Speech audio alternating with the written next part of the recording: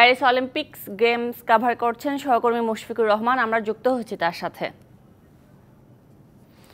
মুশফিক, আগামীকাল পর্দা নামছে প্যারিস অলিম্পিক গেমসের, তো কেমন সাড়া ফেললো এবার শেষ সময়ে আকর্ষণীয় ইভেন্টগুলো কি কি রয়েছে জানাবেন।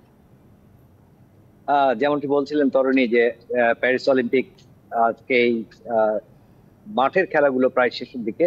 আজকে 39টি ডিসিপ্লিনের খেলা রয়েছে এবং সেগুলোর নিষ্পত্তি হবে, স্বর্ণ পদকের নিষ্পত্তি হবে এবং এরই মাঝে কিন্তু বেশ কয়েকটি পদকের নিষ্পত্তি হয়ে গেছে। কিছুক্ষণ আগে আপনাকে এর আগের বুলেটিনে জানিয়েছিলাম যে মার্কিন যুক্তরাষ্ট্র কে হারিয়ে পেছনে ফেলে চীন এগিয়ে গেছে। চীন কিন্তু তখন 33টি পদকের এগিয়ে ছিল, 33 এবং 34-এ চীনের 34টি পদক ছিল। সেই পদক তালিকা কিন্তু লম্বা হয়েছে। চীন ইতিমধ্যেই 37টি পদক অর্জন করে ফেলেছে।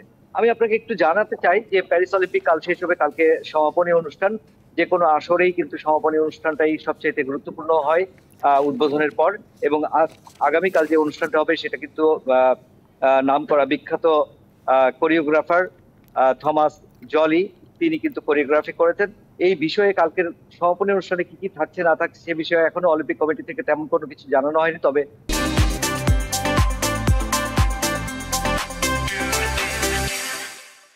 গুঞ্জন আছে যে বিশ্ববিখ্যাত অভিনেতা টম ক্রুজ থাকবেন এই আসরে, এই সমাপনী অনুষ্ঠানটাতে, এবং তিনি কিন্তু পরবর্তী আসর আয়োজনের যে দেশ তাদের কাছে মশালটা হস্তান্তর করবেন।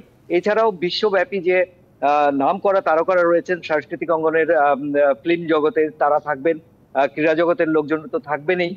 সবকিছু মিলিয়ে এই আয়োজনটা সম্পূর্ণ হবে এবং এই আয়োজনটা অনুষ্ঠিত হবে এটা দাস্তে দ ফ্রান্সে, অর্থাৎ একটি বড় স্টেডিয়াম, অলিম্পিক স্টেডিয়াম। সেই স্টেডিয়ামে এই সমাপনী অনুষ্ঠানটা হবে এবং সেটা দেখার জন্য মানুষের আগ্রহের কিন্তু কমতি নেই। অলিম্পিক কমিটি কিন্তু এখন পর্যন্ত গোপন রেখেছেন যে কি কি আয়োজন থাকছে এই সমাপনীতে। সে যাই হোক, সবকিছু মিলিয়ে অলিম্পিকের এবারের আসরটা মাঠের লড়াইটা যতটা জমেছিল ঠিক ততটাই ভেন্যুগুলো জমজমাট ছিল, কিন্তু একটা জায়গায় কিছু খামতি থেকে গেছে। নিরাপত্তা জনিত কারণে এখানকার আইন শৃঙ্খলা বাহিনী বেশ কিছু কঠোরতা, বেশ কিছু নিয়ম কানুন জুড়ে দিয়েছেন, যার ফলে কিন্তু পুরো প্যারিস জুড়ে অলিম্পিকের যে একটা আমেজ থাকে সেই আমেজটা দেখা যায়নি। মুশফিক, ধন্যবাদ আপনাকে যুক্ত হবার জন্য।